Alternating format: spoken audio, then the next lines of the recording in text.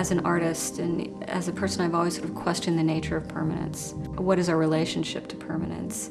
And so a lot of my work in the past has used natural materials that degrade over time, or chalk outdoors, so that over time there's a change that occurs. And I've always just loved that change and sort of seen how nature might impact the work, become part of it, or how through inviting participants to touch a work, how they have an impact on the work, and how I'm not just the sole artist, but the work has a dialogue with nature, with the materials, with the viewer.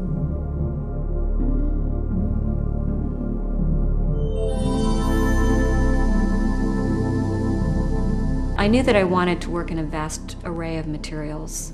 It just seemed like each tree needed to have its own material. So the first tree, Fossil Tree, is really about sort of the study of life, about paleontology, and I wanted to use fossils as if this tree had been unearthed. So that tree, Fossil Tree, came from this idea of, when you think of where does life come from, it came from the water, and so it seemed appropriate to use marine life. So those fossils that were created, that were cast by me, are mollusk forms, and they have a spiral in them, so that's sort of this continuation, or has this implication of a continuation of life.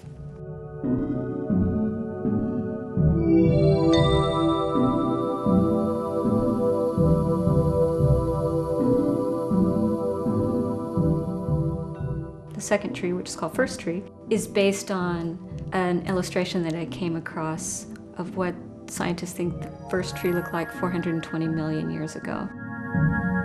When I was making this whole entire piece, I wanted to be really mindful of the Scandinavian history of the area, and I was doing a lot of exploration and research into the various Scandinavian histories, and I came across a book of Hans Christian Andersen paper cutouts, and when I was making First Tree, I really wanted that tree to have that kind of feel of being cut out of a piece of paper, and really wanted it to be flat and two-dimensional. And so the steel was perfect for that.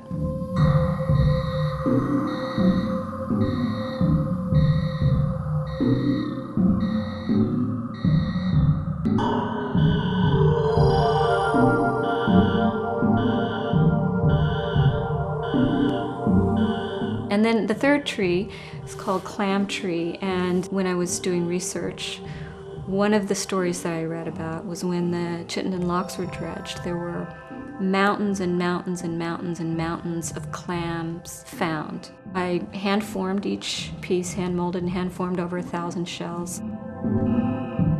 It was an amazing process, and in many ways it's so right on, because the clay, for one thing, clay comes from the river, and secondly, it seemed really important that each one of these pieces was hand-formed by my own hands, that the touch was there, and that they accumulated over time and made this one huge mountain. And then the shape of the tree, although it is a mountain, it's also based on coastal Salish clam baskets used to haul the clams.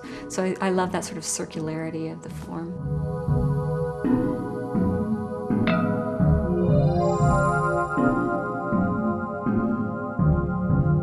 Immigrant Tree was also called Family Tree, and I wanted to dedicate that tree to everyone who has moved here from somewhere else, which is all of us, basically. So I had this idea of this family tree, or these globes, this topiary tree, and when I was looking at bonsai, sort of doing a little research on bonsai, it turned out that these round forms for bonsai are called cloud forms, and I thought, that's perfect. That's perfect, because I had wanted the blue. I had been looking at Danish Royal Copenhagen porcelain, and I wanted to incorporate that bright color into the work somewhere. It just seemed perfect that these cloud forms would be blue and white.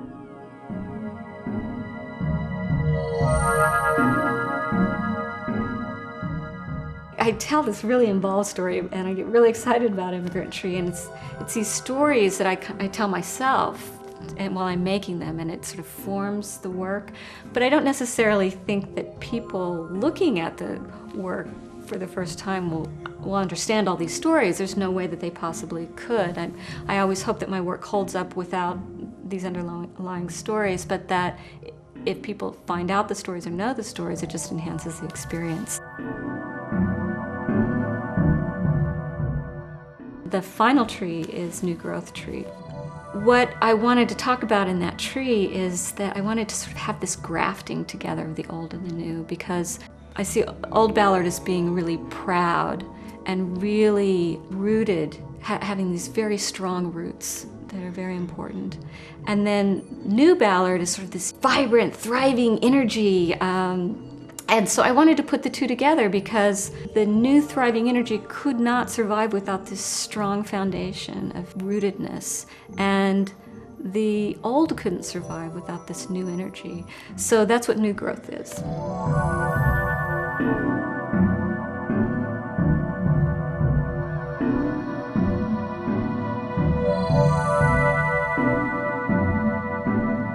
You know, I think a lot of people think that artists are internal and we're in our little studio working, but we're also, or I am, love to be out in the world and engaging and gathering information and then coming back to my little den and making things.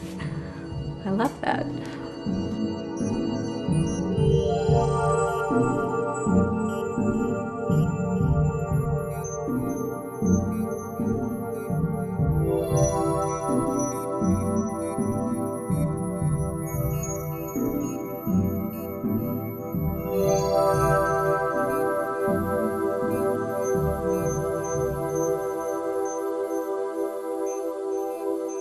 Seattle's public art collection includes over 400 permanent installations. See more of them at seattle.gov/arts.